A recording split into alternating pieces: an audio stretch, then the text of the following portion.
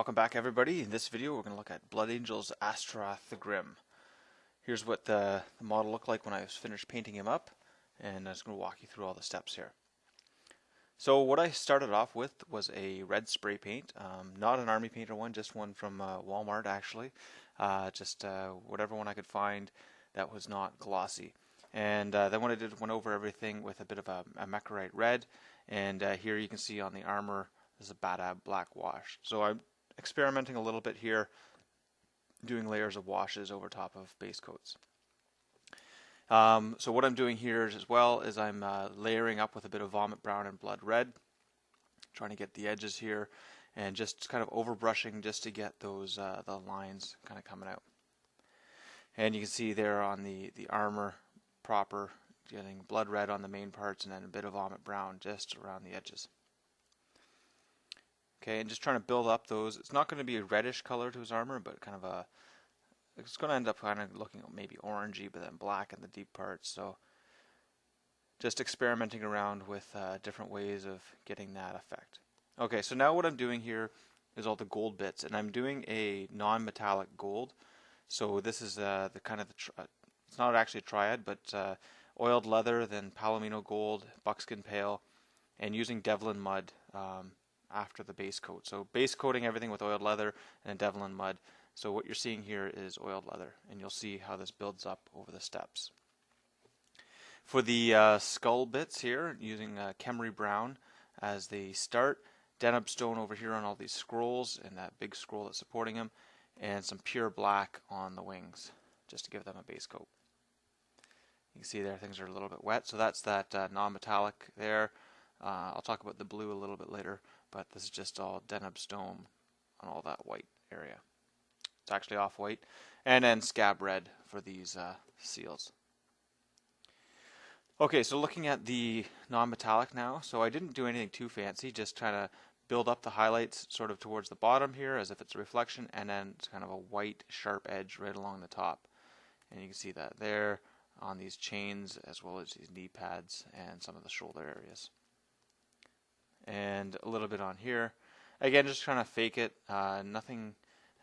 I'm not an expert on non-metallic, but I think I can do it reasonably well, pretty quickly for mediocre results.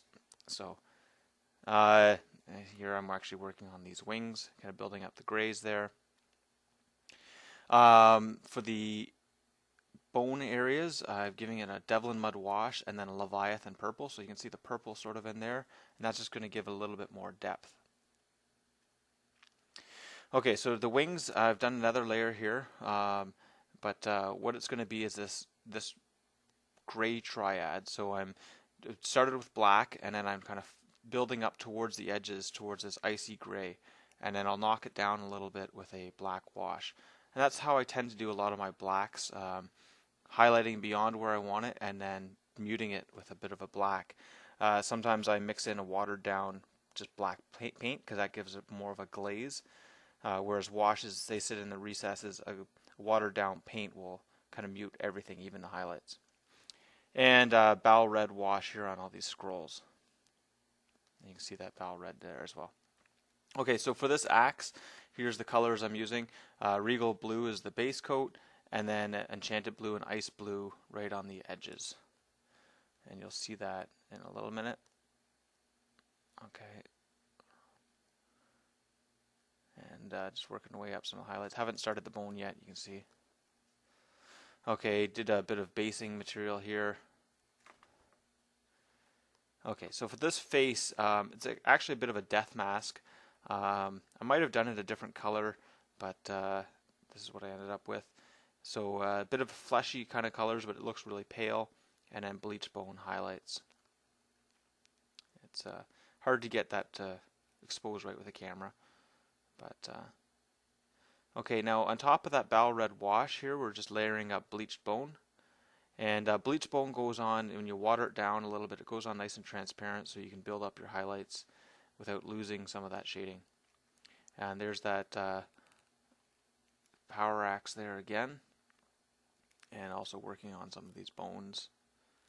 So those bones are just being built up with this Reaper triad here, Bone Shadow, which is very similar to Khemri Brown. and age bone and polish bone.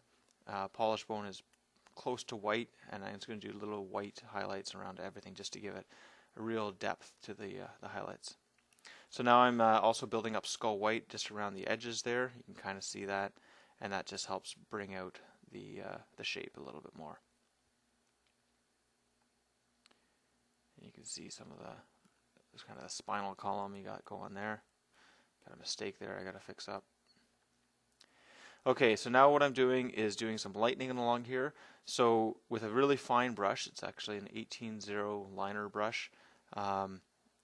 You can use whatever you've got though. Just trying to lightly do a ziggy-zaggy kind of pattern with the darkest one. Well, actually probably the middle one because the darkest is the base. And then, so that's a little bit rougher, and then as fine as you can, just inside that, you do the lighter one. And by having the darker one outside, it kind of gives it a bit of a halo and makes it look a little better. Okay, so these all here are actually a bit of a purple, so it's this dusky grape, bruised purple, faded purple triad, and that gives you those. Just to contrast a little bit more with a red here. And that's actually, I believe buckskin pale is the lightest color there, which is similar to the Palomino gold, kind of a non-metallic look. And as mentioned, mixture here of Bada black and pure black with a little bit of water just to knock down those highlights and make them look black again, not just gray. It also helps blend all of those highlights. I don't know if you can tell, but they were a little bit sloppier before, and that just knocks it down a little bit.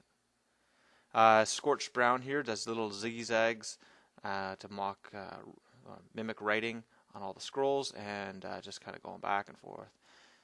I didn't do any illuminated text sort of things, but you could do that as well, you know, adding some sort of a heading with a letter or whatever. There we are, just wrapping up now. You see some of the text up here. See there's that non-metallic look. And we're all done. So this guy's actually a really dynamic pose. I like the model a lot better in person. You can see it there from that angle, maybe a bit better. Just nice motion. I would almost even consider cutting these scrolls off and putting them on a flying base. There's nice sort of, it looks as if he's leaping sort of this way and about to bring that axe down on top of somebody. I'm sure we'll see some cool vignettes or dioramas with this model in the future. Actually, I haven't used him in a game yet. I painted him quite a long time ago, but great model, lots of fun to paint, and lots of character in there, which makes it always more enjoyable.